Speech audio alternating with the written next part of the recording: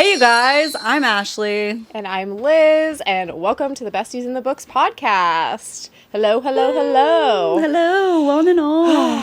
So, I'm just going to tell you guys what we're going to be talking about today.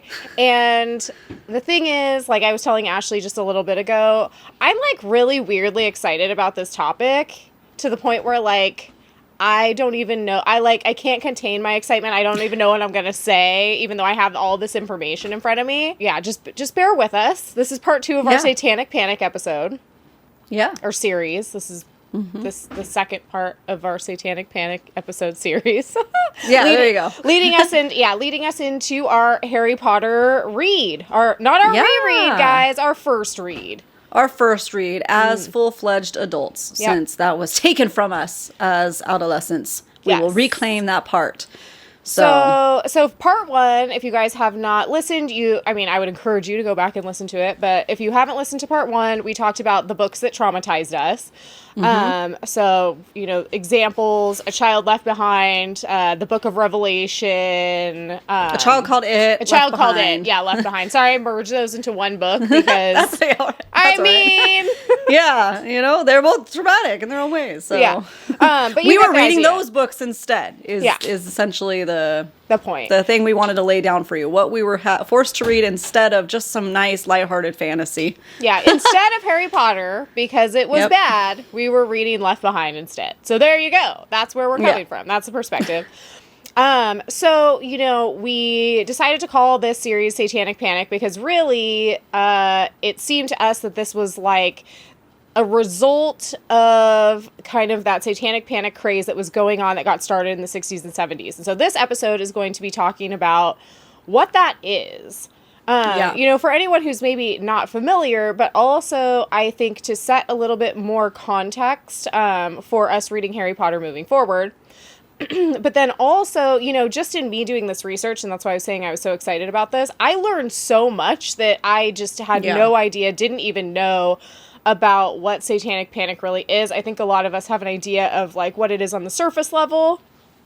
But then once you really start delving into it, it gets a lot deeper and frankly more interesting.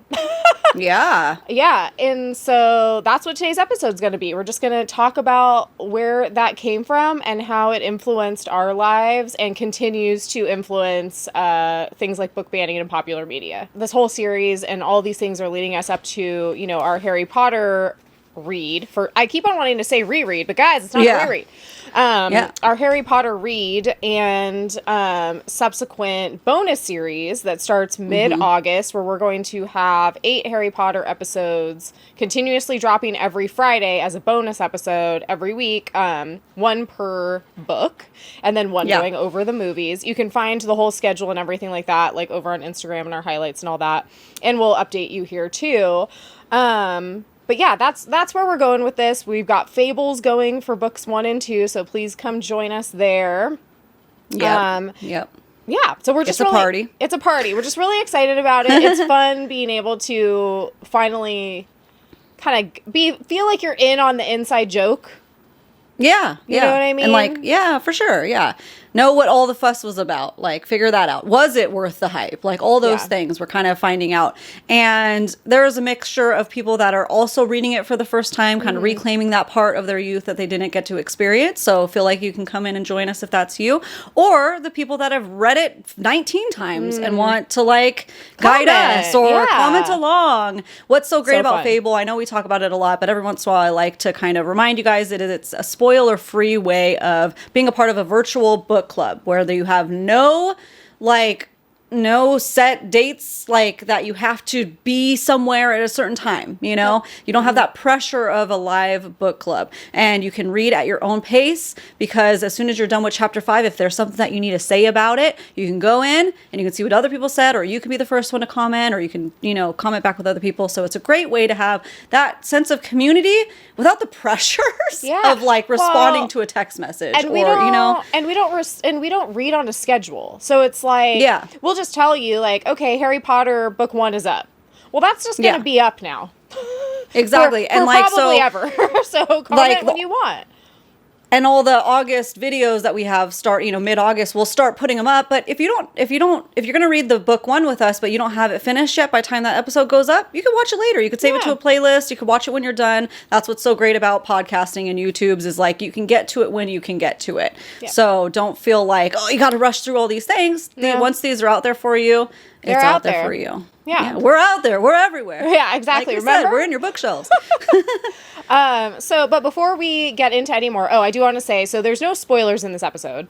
So we will not actually be talking about like any book content for Harry Potter or anything like that. Like that's going to come later. We're just setting the scene. We're setting the scene of what was going down in 1999 when this first book came out, when Harry Potter and the Sorcerer's Stone came out. But before we get into any more details for that, we just want to say thank you so much for being here. Thank you for being here, you guys. And make sure to like and subscribe, follow anywhere that you like to listen to your favorite podcasts, as well as over on YouTube if you would like to watch the visual video of us actually filming together live virtually. Through the beautifulness of technology. You can be a part of this just hangout too. So go follow us there as well, and follow us on Instagram and TikTok at Besties in the Books Podcast. That's the quickest way to hear about updates and find links. Instagram stories, all of our highlights there have all of our past buddy reads, our book club book picks, and all that stuff. Instagram is like your main hub for finding all of the things. All of the things. Besties in the Books Pod. And seeing the things. If you aren't watching us on YouTube, we post a lot of visual aids over there too. Yeah, to go along with the coordinated episodes. And then also just, we're trying to remember to put it in the description box every time, the actual Fable link to our book club page. So that way you don't have to be going to Instagram and doing this and doing that. Just search Besties in the Book Club, right? Is that what it is on Fable? Besties in the Book Club. Yep. And then all of our previous clubs will be just right there. And Fable is just an app that you can download. No, you don't have to pay for it, nothing. So it's great. So find us, come hang out, come vote for future episodes and things like that, guys. We appreciate you all so much. Yep, the water cooler of the future, Fable. Yeah, as we have that's what you can look to us for. You know, if you need to just talk about a book that you've been reading, if you experienced, a household that was dealing with essentially the satanic panic situation of banning books and what you can and cannot watch and read and listen to, then you're going to enjoy this. Or if you're curious and you're like, what the heck? You guys were banned books? Let me find out more.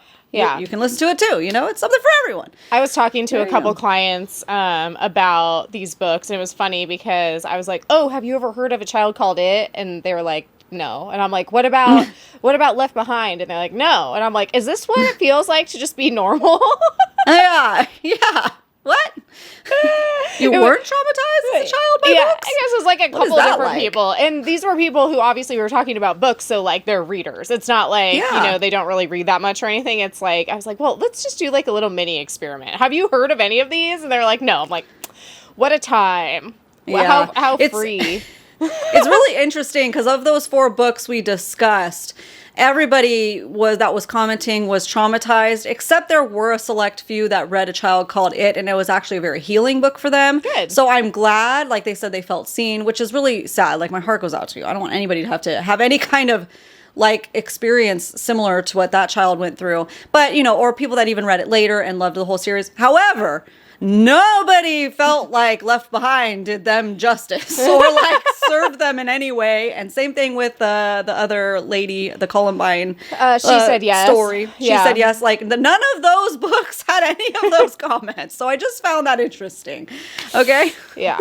So before we delve into the history of what Satanic Panic is and how that influenced, I mean, it's kind of crazy to think that really it started in the 60s and just built and built until basically now. You could even go far as back as the Salem witch trials. Oh, totally. I mean, and then even farther back, there were like Roman witch trials or something like that. So it's a theme that unfortunately comes up and resurfaces every 100 or so years. Yeah, I mean, it'll be around forever. It's just... And we'll get into this, but I think it was what made people really freaked out about it, like starting in like the 60s, 70s, 80s, was like not only were we living with like this imminent threat of like the occult, But how was that going to slowly like destroy / threaten the idea of like the perfect nuclear family, which was becoming really popular at that time? So keep that in mind moving forward. Yeah. Keep in mind, little taster nugget for you taster, to nibble on. You know, like that's the lens. That's the lens that we're looking through. But before that, why don't we just talk about some of our faves and fails of the week? All right, let's go. Faves and fails of the week, man. So we were both on vacation. So I know for me, mine's going to be vacation related. I'll go ahead and start us off here. Okay. I'm really excited to tell this story. Okay. First, I'm gonna switch it up. First, I'm gonna tell you my fave because it's just like it's quick and sweet. But the time really shines in the fail because it's great. Okay. Not to hype it up, but okay. So the fave is just so we went to Maui and it's been since like I don't know 2019 or something since we went there. We usually go a lot, but obviously with everything that's happened, that we couldn't. So it was great being back there. And my daughter, who just turned 9, actually, she's finally able to kind of like experience things like I do. And like my favorite part of the whole week was just we went into the ocean right in front of our hotel at the last day. Like my husband took the toddler back and they were going to go take a nap. And I was like, let's take a walk. Let's walk to our room back through the ocean way. She's like, okay, cool. Like she's exploring with me now. Really cute. And we just walked in the ocean. We're just floating. Everybody's floating around. And it's just nice because she's such a good swimmer. We could just like float and hang out and joke and make jokes and all kinds of fun stuff. And we could like look down with her goggles and the fish are just right there. So cool. It was awesome. That. It was just really, really cute. And our fail of the week, because you got to have a story, man. And that's what I just told my husband is like, listen, it's a good story.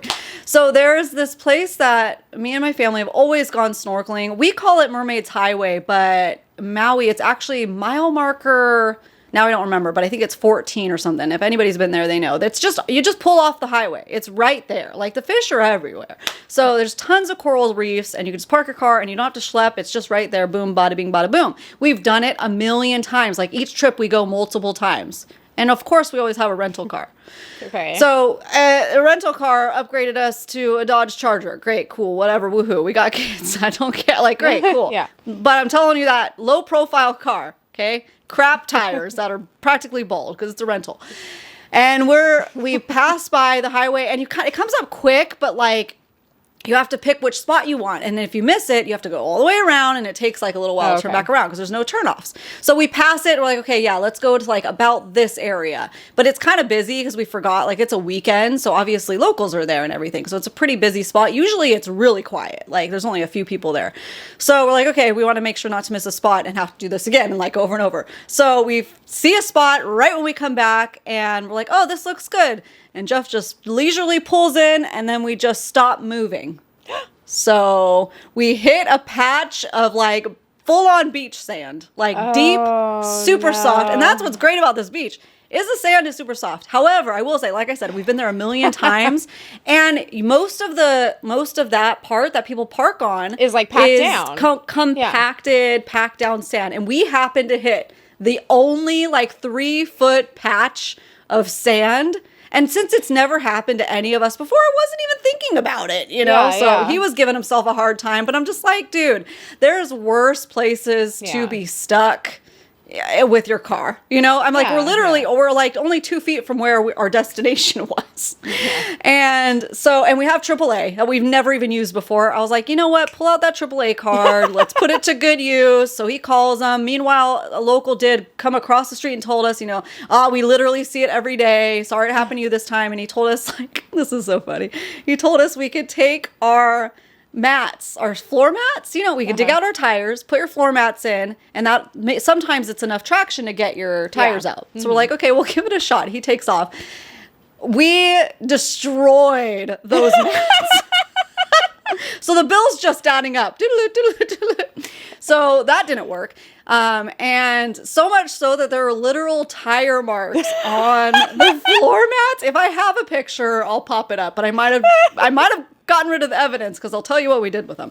So, oh my God. So we wait for a guy. Another local came by and he had like a tow kit on his truck, but the tow truck already was only like 10 minutes away at that point. So we're like, thanks, but no. And he's like, literally, I bring it because every day, no matter where we are, because he's from the North Shore, guess people get stuck more up there. So he's like, no matter where we are, we're pulling somebody out. So it's no big deal. Because Jeff is like beating himself up. He's so embarrassed. Aww, like, it could happen to anybody. Like, yeah. So this is really the great part is like we're sitting on the beach, the tow truck's almost there, or maybe they already left, I don't know.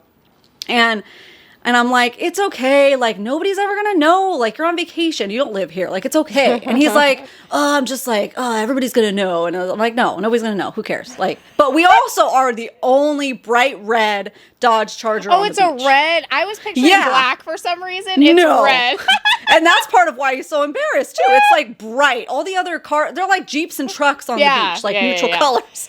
And we're this idiot bright red Charger stuck in the sand, which I definitely have visual aids for you there. So, so I'm giving him his pep talk and everything. Also, we decide with the floor mats. I'm like, honestly, we're going to just throw them away because they're not going to notice. They weren't even branded or anything. They've obviously been replaced a few times. Like, they're not going to notice these missing cheap floor mats. They will notice, however, tire tracks melted into the floor mats. So we may or may not have just tossed those. And they were none the wiser. So pro tip. Yeah. Anyways, so I gave my husband that pep talk, right? Okay, the guy comes. He was pissed. He was not happy with him. But it took him like 5 seconds. He moved him like 3 feet, took off and left. And it's like, why was he so mad? Oh my I don't know, because he was like on his way from one side of the island. And he was on his way to another side. And AAA like pays him per like whatever. He was pissed, but it's like, okay, it is what it is. Well, nothing we could do. But I don't know if they get extra, if they have to go miles or something. I don't know. Sorry that I had you do your job. I'm an idiot. Like, sorry. Okay. So anyway, so Jeff gets over it. We go to the pool. And oh no. We're in this like kids area and a lot of locals were there like barbecuing and stuff. And Jeff just so happens to be making conversation with somebody sitting next to us. Somehow he mentions, it comes up, oh, I'm such an idiot. Like I got stuck in the sand. He's like, oh, don't worry. You and this other red Dodge Charger did too. Don't worry about it. So everybody knew. Oh my God. So that guy knows the owner of the tow truck. He said that. He's like, oh, don't worry. That guy's just grumpy all the time. But he's like, he's friends with the owner of the tow company. And I guess everybody knew. And he's calling people over. He's like, oh, look at this guy over here. This is the guy with the red Dodge Charger. And Jeff's like, oh my gosh, I'm such a liar. I told my husband, nobody will know. That's hilarious. Don't worry about it. It was so funny. That's pretty funny. Oh my god. It was a fail, but it was a fave in my book. Yeah. I mean, it that's was pretty funny. Oh. So, and then at the end of the day, the guy's like, don't worry. We come to your place all the time. We go to Disneyland all the time. So we're tourists there too. It says everybody's a tourist at some point. Don't worry about it, But it was great. So all right. funny. Well, and I feel like you guys are like used to usually being in it like an SUV. Oh, for sure. Yeah. So we weren't even thinking about it. And we've had small cars there, but we just weren't, I don't know, because it's never come up. Yeah. I have other family that go there to that spot. Like, it's not, so we'll really know, We're literally like, la-di-da-di-da. Oh my gosh, that's so funny. All right, let's hear yours. So my fave of the week, I'm like trying to think what my fail was. I feel like by the time I like get all like invested in your story, then mine like completely like leaves my brain. Luckily, I write it down. My fail is so stupid. Like stupid in the way that it's like doesn't matter at all. And I'm so glad that this is my fail of the week because I have been having like a lot of like work related drama going on, but like that's not really something that I want to talk about. So I'm like, what can I pick for like a fail that's like lighthearted and just like kind of funny. Okay, so my fail of the week is that I still haven't seen Twisters, and it's literally driving me crazy. Yeah, I want to see that too. Like, my husband couldn't see it until this coming Saturday, so like still like almost a week away, and I'm like, oh my gosh, my sister and her boyfriend already went and saw it. She said it was amazing. Everyone's been saying it's amazing. So it's just killing me. I'm like, not that I'm like worried about seeing spoilers really, because it's like, spoiler, there's not going to be really anything that's not spoilery in that movie probably. But it's more so just like, I'm seeing all the hype. Like every time you go online, it's like Glenn Powell, like everywhere. And I'm like, I just want to see the movie. So tonight we're watching Twister. Ooh, nice. To amp up for it. So I am excited about that. Yeah, so my fail is just that I haven't seen Twisters yet, and I've been waiting for this day since, like, the original Twister came out, and I became obsessed with it, right? Yeah. Like, that was an obsession of the 90s for us 90s kids, for sure. Who else was obsessed with Twister out there? So many people, I think. Yeah, my two were Twister and Contact with Jodie Foster and Matthew McConaughey. Oh, yeah. I was obsessed with that. They're remaking that with Jennifer Lawrence, I saw. Wow. And so, yeah, that will be exciting in the future. But that was my fail of the week. My fave of the week. For anyone who follows me over on my page, The Real Life Vegan Wife, you guys know, there were so many. I've never had, this is the thing, I've never had the level of engagement that I have had in my stories. I don't think ever. Okay, until this story, which is so funny because it's so random. So, as you guys know, like, I have some tattoos, right? Like, if you've watched the video, if you follow me on social media, I have tattoos. So I have, like, a pretty big, like, leg piece that I just finished up with my tattoo artist. And it's, like, bookish, so, like, I posted pictures about it or whatever. Well, it's taken several sessions to finish it because it's pretty large. The last session that I went to was just this last Saturday. So a couple days ago, you guys, I'm like, you don't know obviously what day it is right now.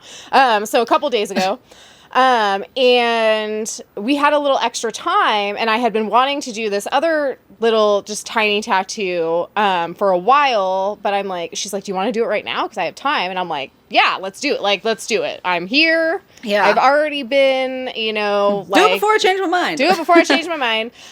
So, like, I don't even know if you'll be able to see it. Basically, on the side of my neck right here, I just got Fireheart tattooed on me. And I freaking love it. It's probably one of my favorite tattoos. I'm obsessed with it. Ooh.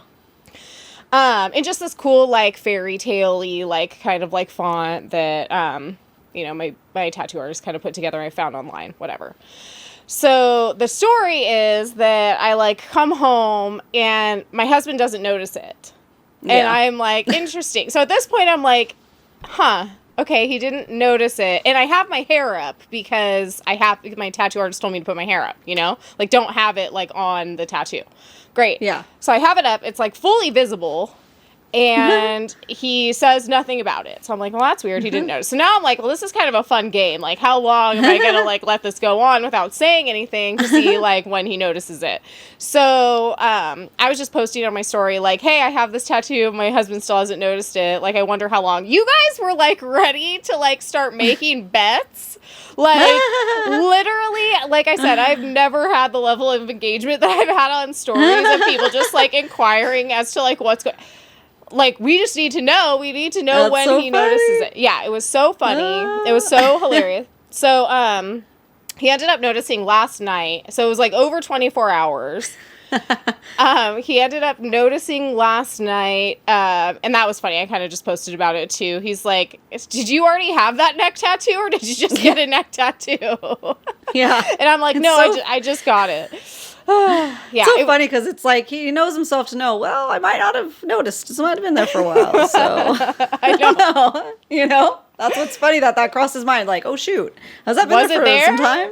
I know. Was it there already? It's like when you meet someone and they tell you their name and then, like, too much time goes, like, you don't remember it, but then too much time goes on. Oh, yeah. And you're like, crap, now I don't know what to do. Yeah. Story of my life. He's thinking, like, has that always been there? And now I can't say anything because I didn't notice it? Yeah. So then it was like a whole thing where, like, you know, as you guys know, he's reading Throne of Glass, but he's only read The Assassin's Blade, and I'd say he's probably maybe halfway through Throne of Glass. So he doesn't really understand the whole, like, Fireheart reference yet. And so, you know, he's like, well, what does it mean? I'm like, well, I can't really tell you.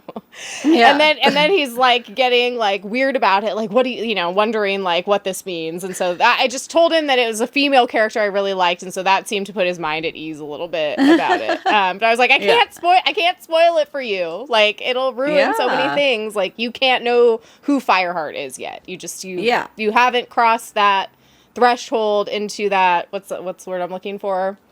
It's like a rite of passage. Source, fountain of knowledge. The rite of passage into your fountain of knowledge has not happened yet. We can't. You're not entitled to that information. Yeah. Yep. So that was my fave of the week because I love the tattoo. It means a lot to me. And I mean, you guys get it. If you've read Throne of Glass, you get it. Yeah. It's very meaningful. Those who know, know. Those who know. Those who don't, better go pick up the books, you know. Do it. Reading. Get to it. Yep. So anyways, those are my faves and fails of the week. Should we get into get into Satanic Panic? Let's do it. Let's start a panic. Let's start a riot. Okay. All right. Here we go. Well, I'm not doing a spoiler sound, so that was my segue sound. Yeah, the segue sound. So there'll be a spoiler sound and a segue sound. This was the segue sound. I was just listening to one of our other episodes because I was writing the show notes for it, and the caw like raven noises. That was just classic. They were those raven crows were. They be crowing, man. Yeah, that day, they especially.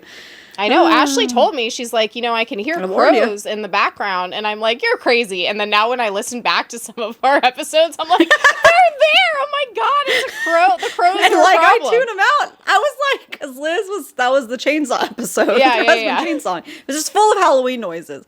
So I was telling you before, I was like, oh, don't worry about it. Like the crows are always crazy. I never hear them when I'm filming. It's just because I'm so used to it. Liz is like, no, you could totally hear it in every episode. So, there you go, you guys. We're just setting ambiance, all right? We're just really into Halloween. Yeah. So. Oh, I can't wait.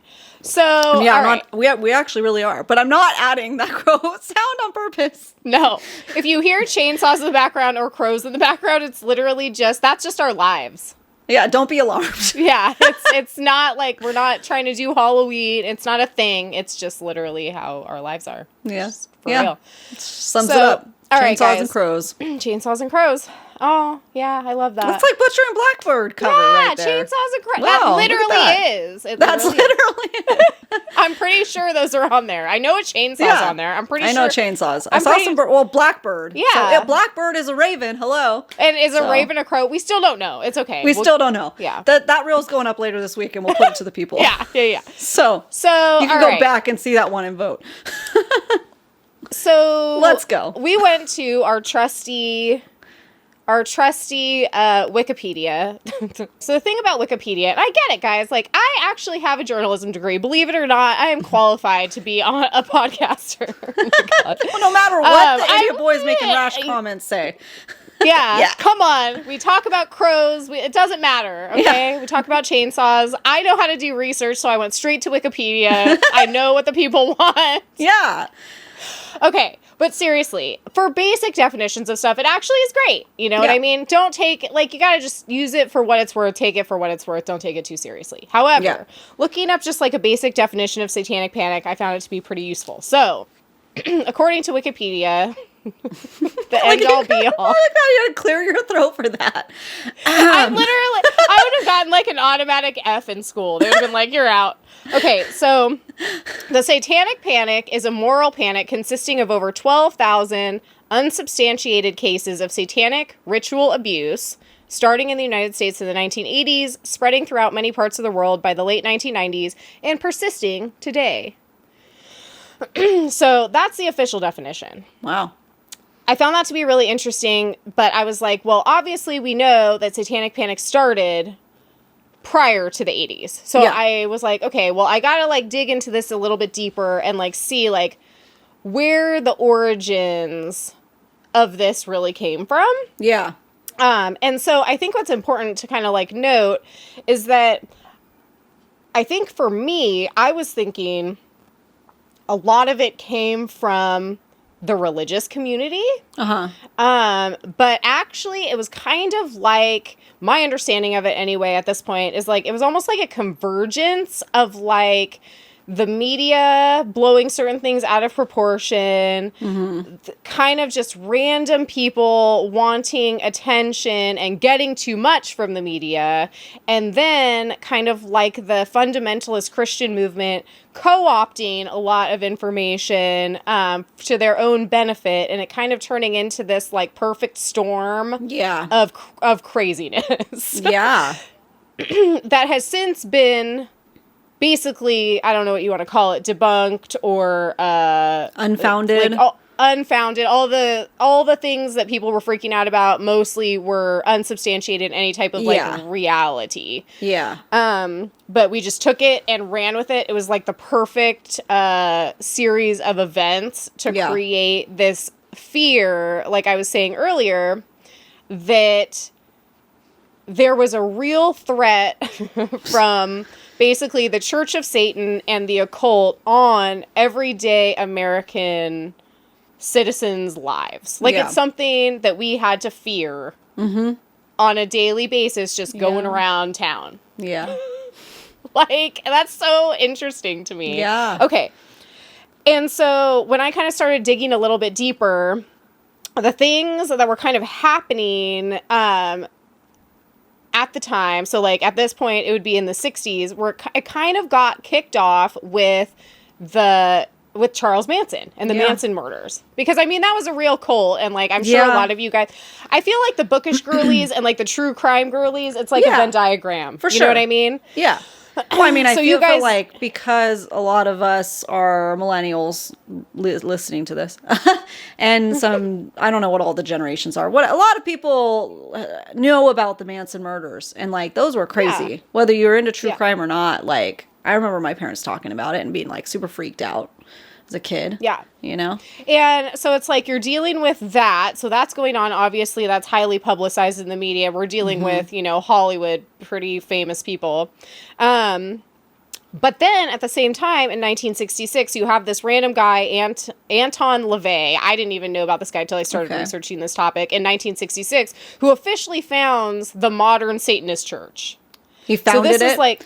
Yeah. Okay. Yeah. So it's like happening at the same time. So now it's like a real kind of tangible thing. Like, I'm sure plenty of like quote unquote Satanist groups and churches and like whatever you want to call it have probably always existed, like, as you say, from, you know, the dawn of time. But this is like modern. It's 1966. He's like, I'm gonna found an actual Satanist church. So you've got that going on, and you have the Manson murders going on.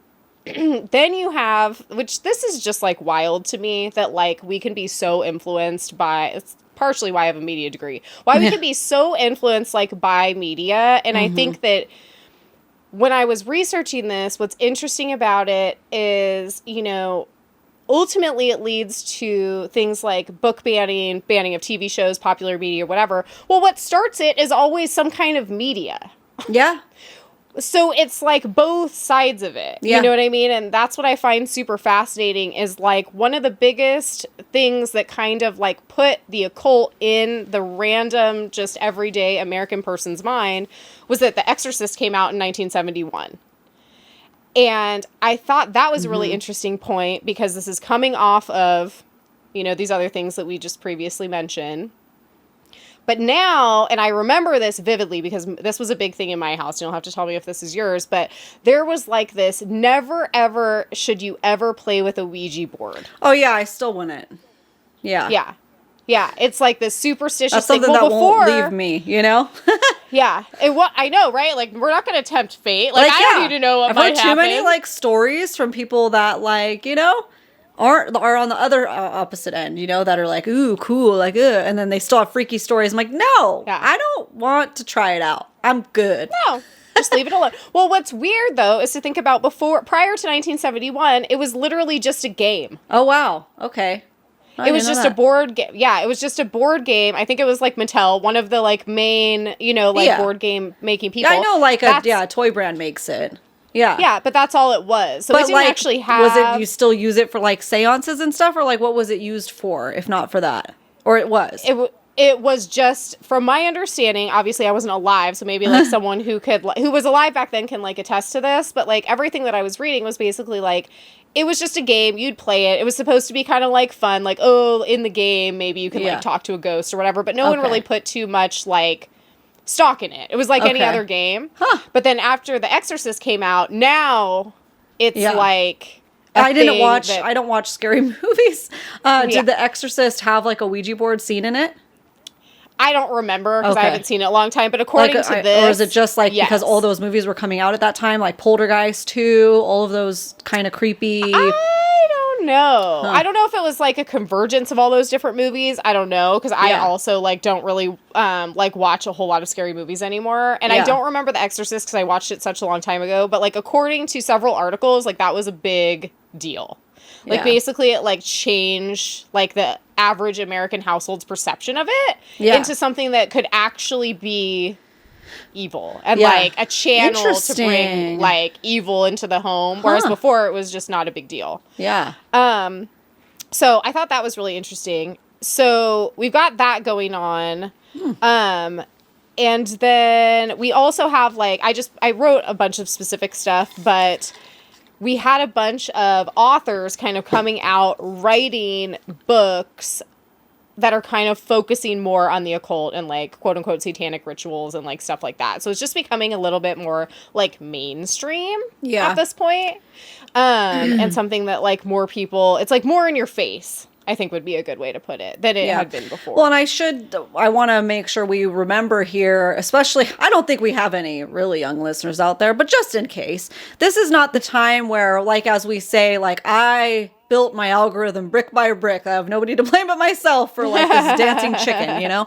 It's like, you got what you got when you turned the TV on. So you can't just like scroll past and you never see that kind of content again because you didn't engage with it. This is all our parents, you know, or people are being exposed to, is whatever the media is deciding you're going to be exposed to. And then from there, it's up to them to go to the library and decipher what's real, go through the information, open the Bible, decide for based off that information. Like your resources and your research is so limited while having a job, just like we all do. But we don't have the access to information like we do now. Not that it always helps, but like it's very different, a very different time. Well, yeah, it's the time of you get a newspaper and everyone's reading the same article, like news, basically. Same headlines. Yep. Yeah, you're watching the nightly news, and there's no 24-hour news cycle for anyone who's young out there. At the time, that wasn't. So we're experiencing, you know, and I speak for, you know, this country, obviously, United States. I don't know what's going on outside of that, but you know, we're experiencing a similar reality now. I feel like we're all experiencing very different realities, and that is good and bad. We talk about that a lot, for sure. But yeah, so you could count on, you know, if you have a cousin across the country, they're probably reading very similar articles in their newspaper, aside from like very, very local news that you would read in yours as well, or see on TV. So everyone's kind of getting inundated with this, like, oh my, like the occult is becoming a thing that's like more real and something you have to think about, like on a daily basis. Like you have to be worried about like this, your children being converted subconsciously through this material. So, you know, and then at the same time you have, you know, again, for our true crime people, you have Jonestown that happened in 1978. Yeah. So if you're not familiar with that, look that up. But that was, you know, a religious cult as well. And then you have, like Ted Bundy, the Zodiac Killer, John Wayne Gacy. Like basically you have like serial killers have probably always existed, but it's like a idea that like now we're hearing about it. Now they're on the news. Now we should be really worried that, you know, this is a thing that's happening all the time, all around us, and you know, they're gonna take your children, they're gonna take your wives, they're gonna convert the people, you know, and it's all based on this idea that the occult and good versus evil and angels versus demons and like all these things. Yeah, and I'm sure, you know, parents and people across America they're looking for, why is this happening? Because it feels like, even though, like you just said, it's been happening for ages, we're just seeing it now for the first time in real time, really, at the time of the 60s or the 70s and 80s or whatever.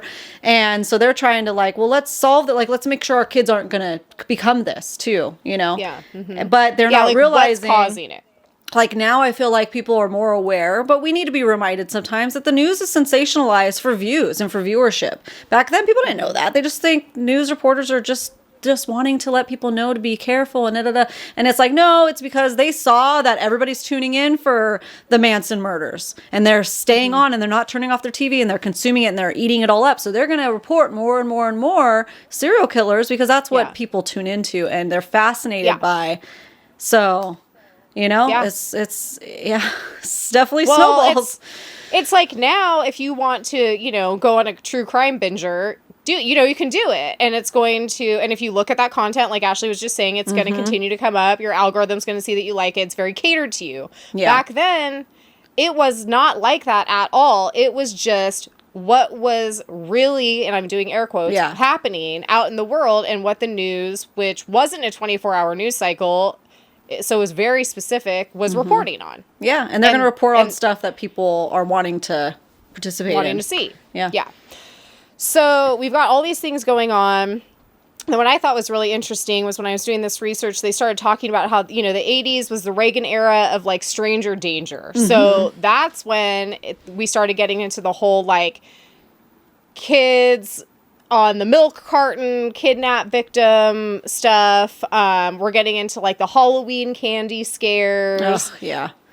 Which that is still going on to this day. Yeah. Sneaking drugs into our kids' candy. Like, drugs are expensive. Are they really doing that? Or razor blades or whatever. Yeah. And that largely came out of, you know, the Tylenol murders, which, again, true crime, if you're familiar with it. Yeah, that was crazy.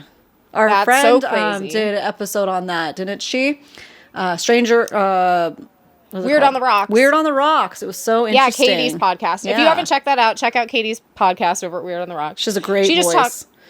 She just talks about, like, it's true crime, but it's also, like, just weird stuff. Yeah, like mystery, that has happened. Unsolved mysteries sometimes kind of vibes. It's great. Yeah, that's good. So that's also going on. So people are freaked out, which that's kind of crazy to me because before the Tylenol murders happened, like, they didn't used to seal Tylenol bottles. Yeah, isn't that crazy? It's so crazy. It's one of those things. Yeah. So, okay, so then what's important to note is, like, and it's not even, like, so much crazy things are happening. It's like one thing happens, like the Tylenol's murders happen, or one kid found a razor blade in their, Halloween candy, which I don't even know if that really even happened. Yeah, we don't know. But then it blows up into almost like this urban legend level thing. Yeah, yeah. And takes on like a whole, like, world of its own, you know what I mean? Yeah. Like a whole, like, world of its own. Grows into like a monster of its own. Grows legs and arms and starts walking around terrorizing everyone. Yeah, yeah, pretty much. Because it's like a giant what if walking around. Well, what if your candy was tampered with? What that's unwrapped? And what if is this? Yeah. Yeah. Well, and like, you know, this stranger danger era is very much like, you know, the American family at that time, you know, it's a more prosperous time. People are doing well. People are having more kids. They're moving to suburbia. And they're thinking, like, these are the things that we need to be afraid of. Like, how do we prevent this from happening? And what I think is really interesting is at the same time, you have kind of this perfect storm of people wanting to get attention, like media attention. Yeah. So they're saying, like, I can't even remember, like, so this guy, John Todd, he's just one conspiracy theorist. He was the guy who was really against Dungeons and Dragons and was basically convinced that it was, like, of the devil. I don't know. Oh, my gosh. So you have these people, though, saying that they were former Satanists that have been converted to Christianity by the goodness of God.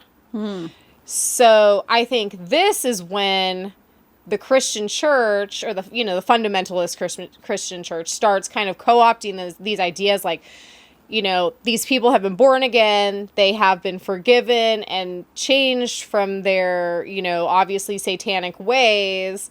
So now these people are someone we're going to look to as an expert in their field on how to do that. And really, those people may not have been the best people to consult with. Yeah. They're very extreme. Yeah. Like, extremist people who now we're just taking their experiences as, like, truth of what's going on in the world. Yeah. So that's kind of what's going on in the 80s, which is leading us up to, you know, were you born in 87 or 88? 88. 88 like me. Okay, yeah, because you're January. Duh. Okay. So we're both 1988. So it's like we're kind of ramping up. Like, okay, what's been going on? It's kind of like the perfect storm of events. But then, and this is the part that I found to be extremely interesting that I had no idea. I was telling my husband about it yesterday, and he's like, "Oh, so you just basically nerded out all day and just looked up all this stuff?" I'm like, "Yes," and it was so good. So it's like I was voice memoing Ashley yesterday. I feel like this gave me a fair amount of like empathy for our parents because they're already hearing all this stuff. Yeah.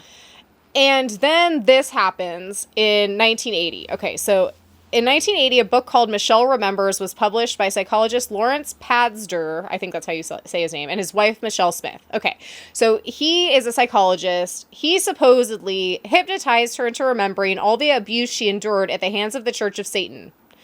So this book became a bestseller, which basically made him an expert, quote unquote, in the field. It's a new field of study called Satanic Ritual Abuse. So now we have this whole, quote unquote, body of information that's coming out. We have a new expert in this field, and people are thinking this is really something that we need to be afraid of all the time. Yeah. So Michelle Remembers, which was the name of the book, was presented basically as a textbook during the 80s and early 90s for legal professionals and authorities. So this is when it starts going from people are real freaked out thinking, it's like what you think of when you think of Satanic Panic, right? Like subliminal messages in music. Yeah. Or, stuff like that. It's like people are kind of going from that level, like don't play with the Ouija board because the demon might come into your house kind of level. To now, it's affecting people's real lives because now it's becoming an issue of, like, can we arrest people for things? Oh. Is it legal, not legal? So now it's going into more of, like, a witch trials status. Yeah. Ooh. So this is where things get crazy. I was voice memoing Ashley. I was like, did you know this? I did not know this. Yeah. So, if you've been following along with us for a while, you know that we're both from Kern County. We're both from the Bakersfield area. That's where we grew up. Yep. Again, born in 1988. Okay, so the earliest of the wave of satanic ritual abuse cases, so like actual cases accusing people of this and putting them in jail or prison, began in Kern County, California in 1980, in Bakersfield. Wow. Good old Kern. Good old Always Kern. On the map for Shout something. Out to the Kern. Yeah. But... it's like when I'm reading this, I'm like, no wonder our parents were so freaked out. Yeah, it was in their backyard, essentially. It was literally in their backyard.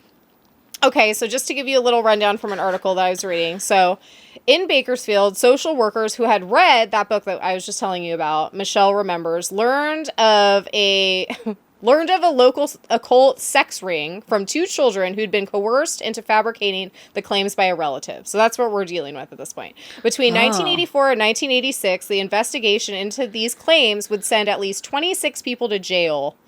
In interrelated convictions, despite a complete lack of corroborative physical evidence for any of the claims, nearly all those convictions have since been overturned, including that of one man who served 20 years of a 40-year sentence, and those of two parents who were sentenced to 240 years in prison after their own sons were coached to accuse them of abuse. Oh my gosh.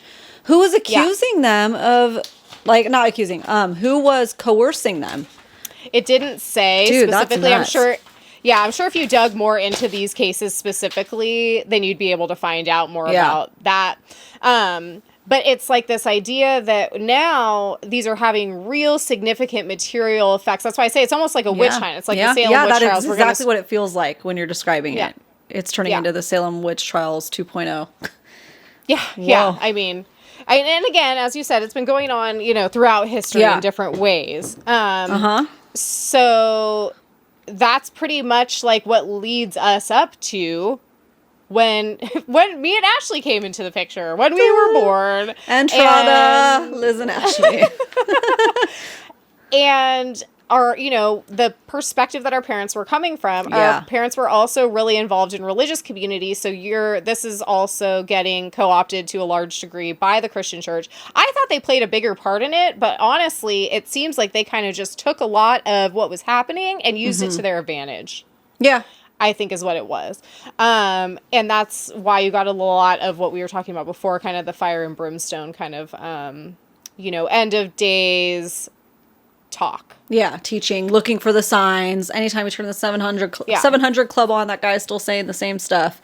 Look at the signs. Look at the signs. They're everywhere. So, yeah. So, they're hearing that from the religious community. They're hearing that all these people are going to prison and jail for, not just child abuse, but we're talking about like satanic ritual, like specifically. Abuse, like specifically. Yeah. Yeah.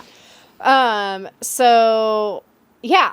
I feel like that pretty much like catches us up to, that decade, like where we are, like the era that we're really focusing on, which is going to be, the 90s and the early 2000s. Yeah. And how that spilled over for us in popular media. And then, hopefully we'll get a conversation going how that affected you guys as well. Yeah, for sure. What do you remember? Like, do you remember any, like, things that you were, like, banned from listening to, watching, like, reading other than Harry Potter, like, that comes to mind? Because I was kind of thinking about it. Oh, yeah, for sure. So, yeah, and I know that my parents, specifically, like, when it came to Harry Potter, it was the church telling them not to. Obviously, the church, it's like all part of one big, like we said, mythical monster that they need to take down. I remember them saying they're putting spells in the books, and they're going to secretly get your kids to become witches, or their kids are going to think this stuff is real. It's very confusing, though, right? When you say it out loud, because you're like, wait, it's all fake, but then you're worried that it's real? Like, wait, which side are you on here? Like, what do you believe? Because you're saying these books can have the power to do that, but then it's also not real. Like, I'm very confused here. So that's, magic, anything to do with it's so funny because, like I said, we have our parents were doing the best that they could. I have no qualms against them, but it is really funny in hindsight to dissect everything. So anything to do with magic was off limits. So obviously we talked about Pokemon in past episodes, Magic, the game, Harry Potter, and they also were scared with how massive in popularity it became, because obviously you can't have a female author have a successful freaking kids book, so she's a witch. It must be she's a witch. Yeah. She's a witch. So there's that going on, and then it's funny though, because my grandma was Catholic and they actually didn't believe any of this hype. So very interesting. Yeah. And so I remember being 4 years old and we would stay with them every summer for like a week or two. And I remember that her taking us to watch Hocus Pocus. So this is before Harry Potter. I think I was like 4 or 5 years old when that came out. So we watched Hocus Pocus. I remember my parents being pissed. But guess what? We watched every year all together as a family and still love Hocus Pocus. Can't get any witchier than that. Same thing with Nightmare Before Christmas. My mom was so pissed at my grandma for taking us. But I love those movies to this day. Yeah. So thank you, Grandma. She even made me like a sweater with Jack on it. It was great. Oh, that's cool. It was so cool. So there were definitely things. It was very cherry picking. Is the best way to put it. Because some music we could listen to, but some not. Street Fighter would come and go out of our house. They bought it for my brother, but then, this is really bad, and then they would take it away, and then like 6 months later, I think maybe my dad wants to play it. I don't know. So we'd be around our house again. I feel like that's another important thing to note is that anything that was like, it was very centered around kind of like violence too, and I think that is. It's an interesting tie-in. So, all right, side tangent. Because that's just how this goes. So my sister and I, I don't know if I mentioned this on the podcast, we're rewatching Seventh Heaven right now. And it's great. It's great. I freaking love that show. I eat it up. There's just a million episodes, so it's taking us forever to watch it. Because, back in the day, it was like an episode every week. You know? And there was like 22 per season or whatever, but truly like we watched it I think it was on Monday nights when I was a kid. It was one of the only shows that we were really allowed to watch as a kid, Seventh Heaven. Watching it now as an adult, my sister convinced me to rewatch it. I was like, I don't know, it's probably boring. No, it's great. It's so good. It's so funny and corny, but like also it's like good drama. It's good drama. Yeah. Okay. So this is completely coincidental and ironic. My sister and I were watching it yesterday. I was over at her house. They had an episode about school shootings. So, just, trigger warning, but also I'm not really going to talk about it too much in depth. I'm just going to kind of tie it into what we're talking about now. I think it's this idea, and I actually looked up when the episode aired. It aired 5 months before Columbine came out. Whoa. Or before Columbine happened. Yeah. So the episode was 5 months before Columbine happened. I was like, that's really weird. And it's almost like part of this idea that we're worried that our kids are being corrupted by the media that they're seeing, whether it is music, video games. It's like this idea that we're so desensitized to violence that then we're going to go out and enact violence in other ways. And that is tied directly into this temptation from the dark side or evil or Satan or demons or whatever you want to call it. And it was really interesting watching that episode yesterday because I was like, oh, this is what we've been talking about. It's like this exact thing that we've been talking about is this fear for your children to be exposed to this media for that reason. Yeah. And I think that fear of violence being influenced by the devil or whatever you want to call it, also plays a huge part in media that we weren't allowed to watch. Yeah, for sure. Yeah. Or consume in whatever way, shape, or form. So anyways, continue going on if you have any more examples that you'd like to share. Oh, it's random. Like I said, very cherry picking, like here and there. And yeah, we didn't have, satellite in our house until probably 6th grade, I would say. And then, again, from there, kind of cherry picking what our parents banned us from, whatever they heard about from the church to ban us from. Otherwise, it was whatever. For us, it was like MTV. MTV was banned in our house. Like, we would still watch it sometimes, but your parents can only do so much. Yeah. It's like MTV was banned in our house. I was not allowed to watch Sabrina the Teenage Witch, Buffy the Vampire Slayer. I was allowed to watch that. Like, I was allowed to watch, why was I allowed to watch Sabrina the Teenage Witch, but I can't read Harry Potter? Like, it's very strange, very confusing. And it's never, Buffy, no. I talked about this before. It was never something that I really pushed for because I also was believing, like what my parents are believing, maybe I shouldn't ask to read that, I shouldn't fight for it. So it was anything that I ever fought for. And maybe if I did, my parents would have read it first to make sure. Cause, we're obviously reading it now and what? I know.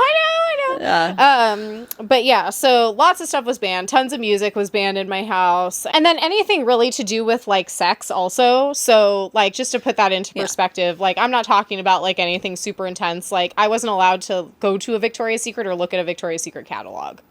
So like that level of, just sexualizing women's bodies to such a degree that like I wasn't even allowed to look at a Victoria's Secret catalog because it would somehow, I don't know, take me down to the dark path, lingerie. Of lingerie. What age were you able to? Never. Or never?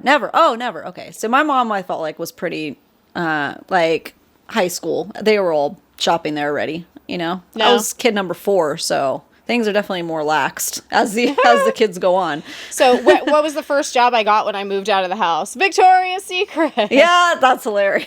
See? So, Yeah. It didn't turn me evil, so that's good. If anything, it made me more conservative with my underwear selections. I'm like the good old 5 for $25 cotton section. Yeah. So yeah, it was playing out in a lot of different ways, but mostly it was like, how can we prevent our kids from going down this evil path and inviting evil into our homes? Because it's already such a problem. We're going to like limit all of this media consumption, whether it's music, movies, shows, books, whatever. So this is again where I get to nerd out a little bit and do some research. For anyone curious, you can find all of these stats at ALA.org, which is the American Library Association. Really good information. So I wanted to find out like what books were being banned from 1990 to 1999. And then what books were being banned from the year 2000 to the year 2009. Because that pretty much spans like this time that we're talking about. Yeah. So they have all these like charts and they basically so they'll give you a list of the top 100 banned books for each decade, basically. Then you can look up the reasons why people were requesting them to be banned, what the top reasons were, so like group of people, whether that's like schools, churches, parents, you know, what entities are requesting these books to be banned. Yeah, and so I just decided to go through and like do that basic research for these 2 decades. So, keeping everything that we've talked about in mind for Satanic Panic, from 1990 to 1999, the occult. Okay, keep in mind that the occult is actually a reason. There's probably like 20 reasons why you could request a book to be banned, right? There's like sexually explicit content, language, not, you know, for the age group, da-da-da-da-da-da-da, it goes on and on. The occult is actually in there, which... That's wild. ...is wild at all, but it was actually the 4th most popular reason to request to ban a book after sexually explicit content, language, and not suitable for that age group. Wow. And that's from 1990 to 1999. So essentially the fear that whatever the material is going to convince your child to be a part of this occult. Yes. Yes. So from 1990 to 1999, the most frequently requested to be banned book during that time was the Scary Stories to Tell in the Dark series. Yeah, I mean, yeah. Yeah. So, but the fact that they want because of the occult as the reason? No. So it does is it'll tell you what all the top 100 books are. So that was at the top of the list. It'll tell you who was requesting it the most to be banned, which I think at this time it was parents, which makes sense. And then it'll tell you, generally speaking, what the top 3 what all the reasons are, but the top reasons. So it's not saying specifically that book was requesting to be banned because of the occult reason. However, it was the most frequently requested to be banned book of that time. Wow. And the occult was the 4th most popular reason why. So you can kind of do your own deductive reasoning to like figure out where that's going. Because I mean, I read the Scary Stories books when I was in elementary school. I remember that they were in our library. I don't remember, and they might, but I don't know. I don't remember them having sexually explicit content or a lot of bad language. So you could go with not suitable for age group for sure. But then I feel like the occult was the 4th most popular reason. So that tracks. Yeah. So then I did the same research for 2000 to 2009 because Harry Potter came out in 1999. So we can't really like look at the series as a whole if it had just come out, like how it would have affected those stats. So again, parents were vastly at the top of people who were requesting. The main reasons this time were sexually explicit content, offensive language, and other. So there's a category of quote unquote other. The occult was it's still on the list, but it was very low on the list of concerns. So the way that I kind of read this data was like, it's only been 10 years, but in that 10 years, a lot of the Satanic Panic stuff, the people who were writing those books about the occult, you know, a lot of those cases that had put people in jail and prison are being debunked. They're being, like, basically none of this was, like, a lot of this wasn't real. If any of it was real, like, you know, sorry about it. Like, they're coming out with basically the truth. So what I'm seeing is, like, maybe these parents are saying, like, okay, I don't really want to believe it, so I'm not going to check the box for occult. But I'm also not really comfortable thinking that it's not the occult, so I'm just going to put other. Do you know what I mean? Like, I feel like that's truthfully probably or what maybe happened. They're just thinking, like, I'm sure witchcraft isn't on the list. So. But that's the same thing as occult. But would they know that? Yeah, maybe not. Like, would they think that, you know? Yeah. So, but that's what I'm thinking, because I'm like, we went from it being very, very worried about occult in, you know, in the 80s or in the 90s to in the early 2000s being like, we're not that worried about the occult anymore, but we're just going to put other. Yeah. Okay. The thing is, from 2000 to 2009, the most frequently requested to be banned book was Harry Potter and the Harry Potter series, hands down. That's so wild. I mean, obviously I know it, but like it's still wild to me. So when you look at it though, when you look at the data, it's like, okay, so it's the most frequently requested by parents to be banned. and the top reasons are sexually explicit, which it is not. So far, no. I don't think it ever becomes. Yeah, exactly. Like, we don't know because we're only on book 2 right now, but I would think no, it's not going there. You guys let us know if we're wrong, but I haven't heard about any spiciness in Harry Potter. It's zero peppers, you know? So, you know, there might end up being some, like, you know, maybe some, like, romantic feelings between characters, but I can't see it evolving into actual, like, sexually explicit content. No. Like, come on. Okay, number 2 is offensive language. There's been some bad words already here and there, but, like, I've also read other critically acclaimed classic American literature with bad words in it. And also, it's like, I don't think it stands out so much that it's, like, worrisome. It's not like there's, like, all this bad language in there. It's not like the kids aren't hearing it in their household anyways. Yeah, right, you know? Right. So then that leaves the other. Right? Like, so what's the other? So as you say, maybe it's witchcraft. People didn't want to put it in the occult category. I personally think that it was people thinking the occult, but being like, that's irrational. Yeah. I'm not, do you know what I mean? It's like, that's, because I could see someone doing that. Yeah, for sure. Being like, well, I'm really worried that these spells in Harry Potter, sorry, I can't even say it with a straight face. Sorry, guys. If this is something you believe, I respect your opinion, but I respectfully disagree. But, like, you know, they're sitting there and they're filling out this official form, trying to ban this book, and they're like, well, they're asking me why, and I'm afraid that these spells in this book are real, and it's going to become a problem. My kid's going to become a witch, so I'm just going to check other. Yeah. Because if I put the occult, it's like a little panic moment. It's too real, you know? Then that means I believe in the occult, which seems a little extreme. Yeah. You know? That's what I'm saying. I'm just like, wait, but yeah. Witches, witchcraft, spells, they're real then? Because you think I'm going to get convinced to be one through this children's novel. Yeah. So it creates a little bit of a conundrum in the mind, you know, in the logic. Yeah. So I also just made some notes here. Other examples from actually both of these decades of other books that you could, you know, look at to kind of put it into perspective were like Bridge to Terabithia, the Goosebumps books, The Giver. And I don't know if that would have been banned in my house. Those covers scared the crap out of me, so I was not interested. They were banned in my house. I was also a scaredy cat.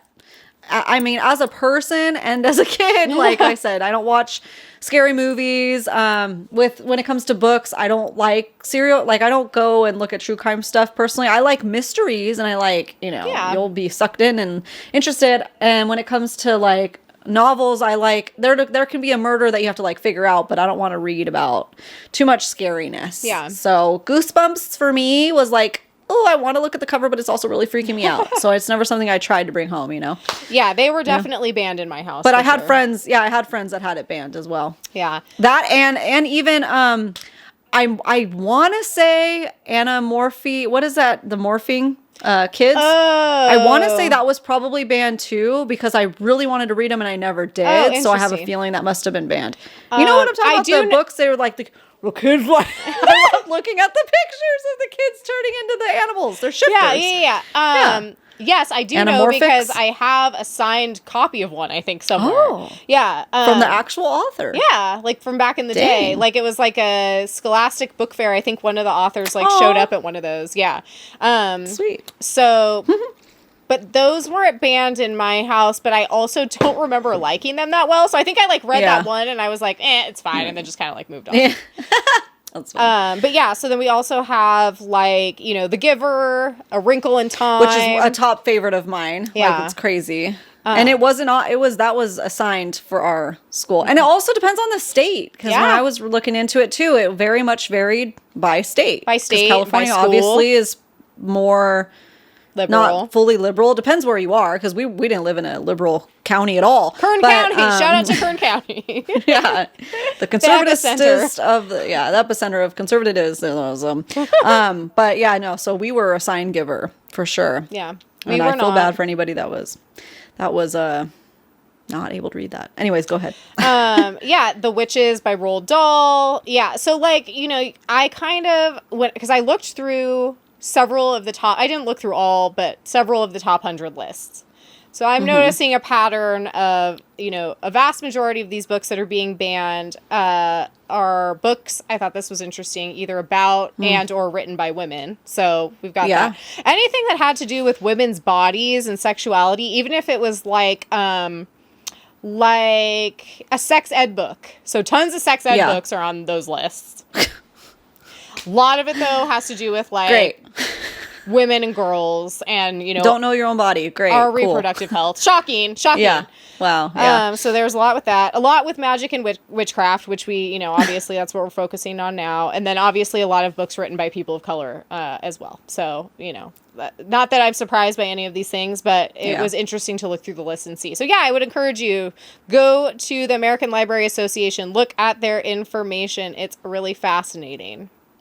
Yeah, for sure. And yeah, I do think it's important too, as you say, to talk about, it depends on where you're living in the United States. States all have different, laws regarding that kind of thing. But then also, what school did you go to? We have had people reach out saying that their actual schools had banned Harry Potter because they were going to private schools.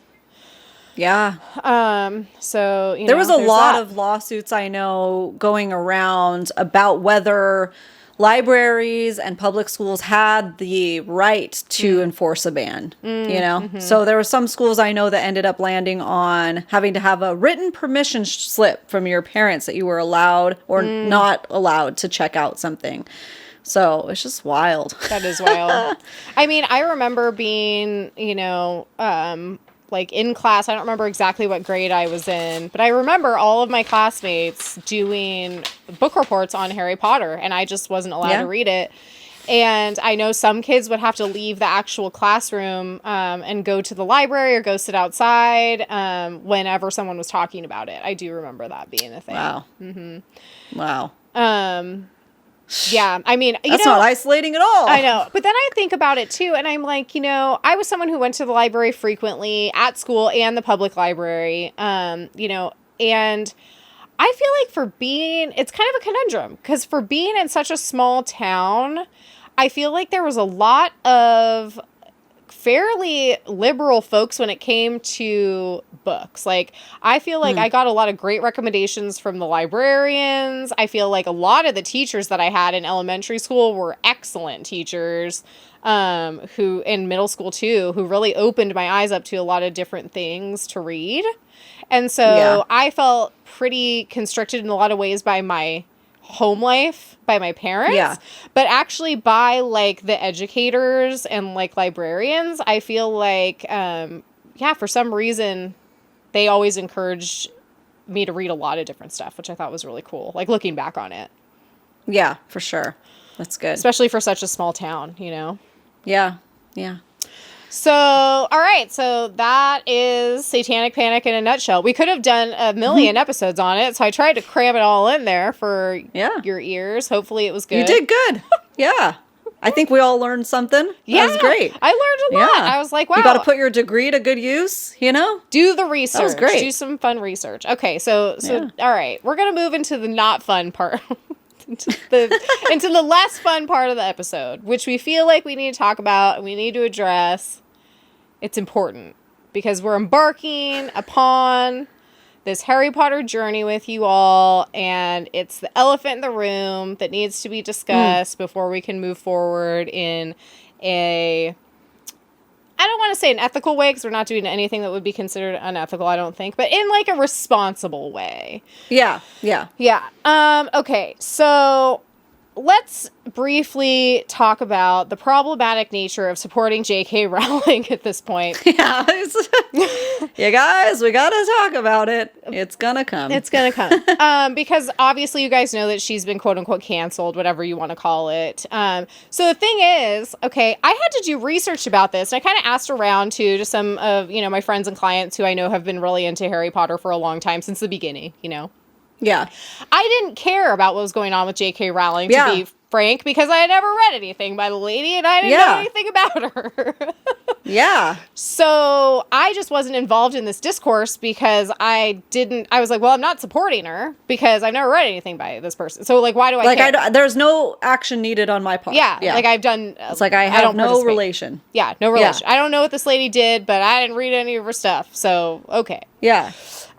So yeah, it required a little bit of me being like, what actually happened? I don't even really know. Like, I knew kind of surface level just from like being on social media, obviously, but I didn't really know the extent, of the information. So, I just made a little note on here. Shockingly enough, one of the best articles that I found was on Glamour's website.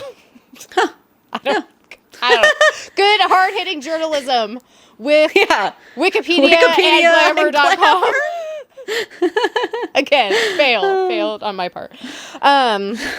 So I think it's important to say that, like, we're not here to get into political debate with you over whether or not you support J K Rowling or not. That's really, like, not the point of this. But we do want to address that obviously some of the if not all of the things she said were super problematic. Let's see here. First, I also wanted to mention, and this is something that I think about often, that the political viewpoints and belief systems of many of the authors that we read are problematic. Yeah. First of all. Yeah. Not just J K Rowling. Many of them, if not all of them, are writing, from the perspective of the context of the time frame that they came from. Yes. So, we're going to have, like, I was just thinking about, we just read The Great Gatsby. Yeah. Which was written in 1924, published 1924. So chances are that author, Scott Fitzgerald, probably a racist. Yeah, probably racist. Probably misogynistic. For sure. Yeah, we don't know for sure, but, like, it was just, from the Times perspective, like you said. So I think that it's important to, like, really look at that also, that, like, I feel like, yes, it's important to be responsible. Do your research if, these things are important to you on who you want to support and not support. But also we have to take into account the context that a lot of these authors are writing from, when we start critically looking at their belief systems. Mm-hmm. I do think there's a big difference between choosing to read something and choosing to support an author monetarily. If that's a line you want to draw it. Yeah. And I think that, if you do not want to support an author or J.K. Rowling, whoever it may be, with, buying their books, etc., then there are ways, go to the library, use your Libby app, borrow these books from a friend who probably has it, whatever. We totally understand that. Yeah, for sure. And think that that's important, to do if that's what's important to you. So I do think that those are all good points. I also think, though, that if we stop reading books that we don't agree with the politics of the author who wrote it, like outside of whatever they're writing about, yes, then I think that can also become problematic in the same way that banning books can become problematic. Yeah, exactly. And then around and around we go. Yeah. So I think that it takes away our ability to critically analyze the author, the time that they wrote it in, and how that affected the work that they wrote. Like, if we're not looking at everything, like, as a whole, or just choosing not to read things because we don't agree with their belief system. So, like, how could we sit there and read a book and, like, critically examine it and really think about it if we're not looking at all aspects? It's important, I think, to not just start writing all of these works off because we don't agree with the politics behind them, but rather look at that as being part of the story. Does that make sense? Yeah. Yeah, for sure. So let's see here. I think and as a whole, we just need to be careful with banning books, as we've learned today. Yeah. As we've started finally reading this series and seeing, like, well, there's nothing really that problematic about it. There really isn't that. There's really no spells going on. Like, I was joking, like, there's more about Quidditch in this darn book than witch stuff. I don't want to read about sports. Yeah. So too much Sunball. We're over it. Yeah. But yeah, so without getting into too much detail, J.K. Rowling had put out a series of tweets basically saying that she does not agree with trans women being considered or called women. So again, there's a great article specifically in Glamour magazine online that breaks it all down, shows you everything that she said. And obviously, like, the reporting that they did on those things that she had said. And then what she said in response to that. And that way you can go down the rabbit hole and decide for yourself what you think about it. But yeah, I think, you know, banning books for any one reason, it just takes away from us being able to critically look at it and actually know the whole story. And that is the reason why we're rereading these, is because we want to understand. We don't just want to experience the story of Harry Potter, even though that will, you know, I'm enjoying it and it's nice. It's like we want to understand like where we fit in this whole cyclone of, you know, the fundamentalist Christian movement that we grew up in, with, you know, the book banning that's going on, the satanic panic that's happening, the media representation of us getting turned to the dark side by our music and books. I think that, you know, it's going to be a lot easier for us to understand where we fit in that now if we can go back and actually reread it and see, like, oh, were these books really problematic, or was it just a crazy time? Yeah. So, you know, that's why we're choosing to read them. But yeah, we completely also understand if, you know, J K Rowling's not someone that you want to support, then there's lots of avenues to still consume the content without having to.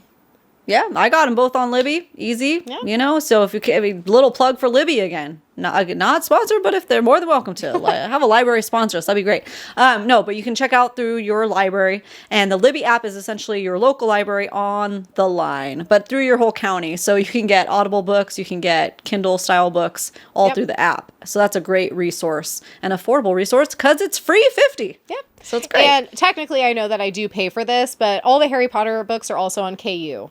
So if you already have Kindle Unlimited, you can just get them on there. It's already built in. Yep. So there you go. So yeah, I feel like that pretty much covers everything that we wanted to talk about when it came to why we're leading up to this like Harry Potter like series. Yeah. We just want to reclaim our youth, man. or as we say, like things that we weren't allowed to do, you know? Yeah. And we it's time. It's time to find out what all the fuss was about. Yeah. So join us. Now we have you guys to do it with, which makes it even more fun. So yeah. And so many of you guys. I had posted a reel, I want to say like it was around this last Christmas, about like not ever being allowed to read it. I don't remember what the reel was completely about, but I had so many comments and DMs just be flooded with like, I haven't read it either. I was never allowed to read it, you know? So now is the time. We can all read it together and find out. Because we could read the whole thing and be like, well, that was a bust, you know? You know? Or we could be like, this is amazing. So be curious to find out. Yep.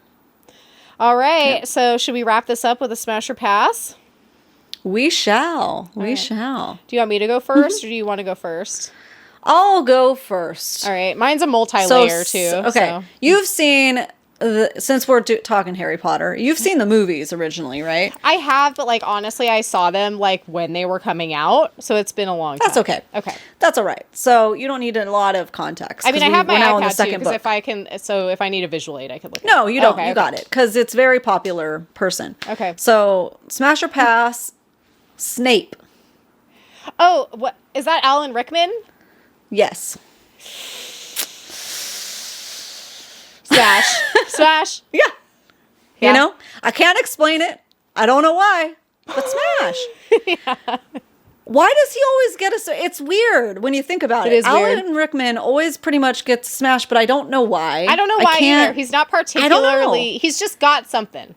He's got something. Yeah, and especially Snape. Like he's not like good looking. No, but he has an essence. It's an essence. It's an essence. An Alan Rickman essence. And he plays that essence well, like a fine fiddle. Didn't he die? Yeah. Thanks, Liz. Thanks for that. R.I.P. Yes, you did. Moment of silence for Alan Rickman. Sorry, I needed to fairly make recently sure. too, like the last couple of years. I know, so sad. Okay, all right. Are you ready? Because mine is multi-layered. Okay. And see, the thing is, and we've talked about this before, is that like, yes, I want to know your perspective, but I also need to know the people's perspective. And so this is for you guys. Yes. Anyone who's watching House of the Dragon, it's for Ashley, but it's also mostly for you guys. Yeah, because I'm not watching it and I have no idea what's going on. But it's very timely right now, okay? Yeah. Okay, so smash or pass, Damon and he's your hot uncle. Okay, well, I didn't study which one was which. Okay. Wait, uncle? Ew. Pass. What? Everything Games of Thrones is going to be a pass for me because they're all incest. I'm dying. I like how she's like, wait, which one is it? And then she's like, wait, no. Uncle, no. Because you didn't prepare me. You tricked me. I didn't She told me to look these two characters I did, up. because it's a multi-layered slasher pass. Okay, That's just all right. part one. He's my uncle pass, okay? Okay. Okay. Because that's the thing is like, and this is like, I mean, if well, it's not really a spoiler. Sorry, guys. Okay, it's not. If you consider this a spoiler, you're too far behind and out of the times. Sorry. Okay, catch up. Rhaenyra, and like Daemon is Rhaenyra's uncle. So those are the two main characters that you always see. Okay. Yeah. So that's the thing is like, so that's why I said Not Daemon, on my algorithm. Daemon, but he's your hot uncle. Okay. So all right. So pass because he's the uncle. I agree. Okay. Now part 2. Daemon. Oh no, I just messed this up. Okay, so part 2 is Daemon versus Aemond. So we have Daemon, smash or pass. You have to choose one. Okay, you have to choose. I have to choose one. You have Dang to it. choose one. So you either have to smash Listen. Daemon or you have to smash Aemond with an eye patch and all. Listen. I love this so much. You made me look up a picture of them so I would know, and I think this needs to be said when it comes to our smashes or passes, okay? What's coming? I'm afraid. I'm afraid. You're mad. Because based on pictures alone, that's all the context I got. Yeah. It would be a hard pass to both of them. Well, you have to pick one. I'm going to have to pick one. I'm going to have to just go with old Patchy McGee because at least it's interesting and it's less to look at. They're so creepy looking. Also, I think your sister said it best to you. She called him ugly, eye-patched Legolas. Yeah, and that is there. So there you go. Now, my opinion could change if I was watching the show. Yeah, it absolutely because it's more on vibes. Like very much so. Most of these smasher passes they're just vibes and like, can you F with them? Like, are they cool? Like, do you like their vibes? Because it's not it's not about the looks most of the time. I mean, we're talking about horses and turtles half the time. Yeah, so. yeah, it's not. Yeah, come on. So eye patch, I guess. Yeah.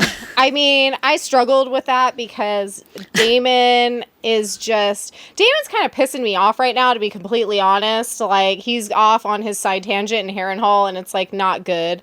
But, like, I think if I had to choose, because I thought that I was a Daemon girly, but I think that I'm an Aemond girly. These freaking names. He's a little I'm not a young. Daemon, I'm an Aemond. I'm a Schmamond. I'm a Caemond. Yeah, it's a problem. Obviously, it's a problem. Anyone who's watching the season Okay, so which understands. one is that? Eye patch or no eye patch? That's eye patch. It's eye patch. Okay. Yeah, Right. and like I feel like I had to Google him because I was like, he looks young, but he's like 27 or 28, so that's young, but like it's okay. But like, are they twins or something? They're not twins. They look a lot alike. Yeah, yeah. Maybe I didn't get a hard enough look, but yeah.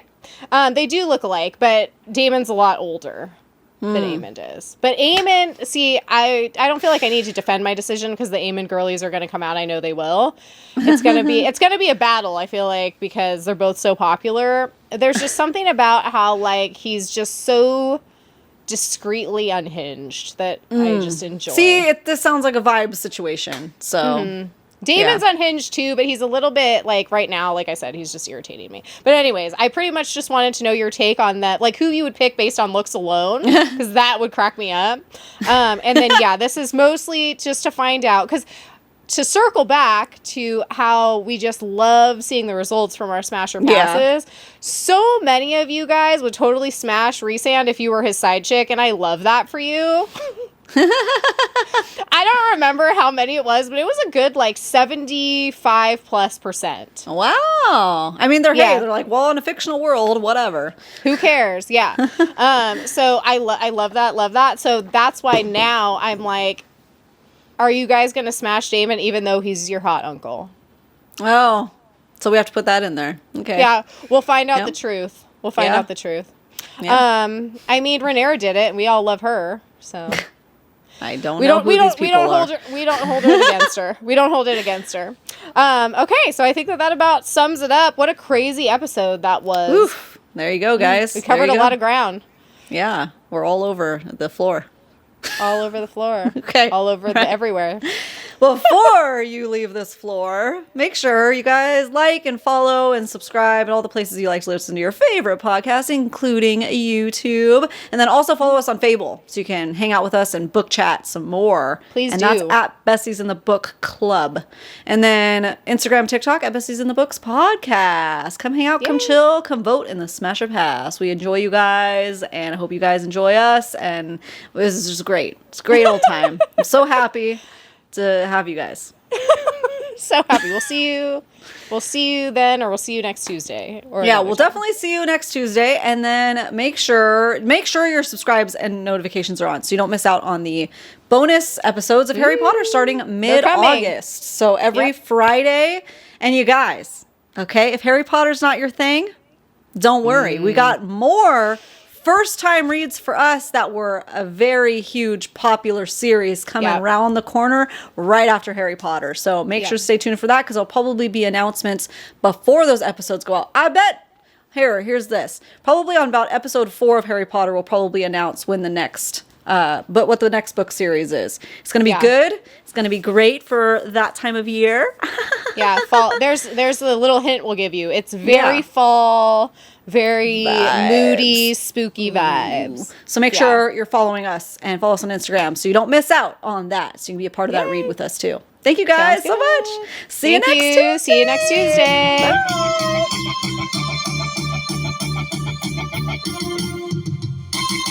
Bye.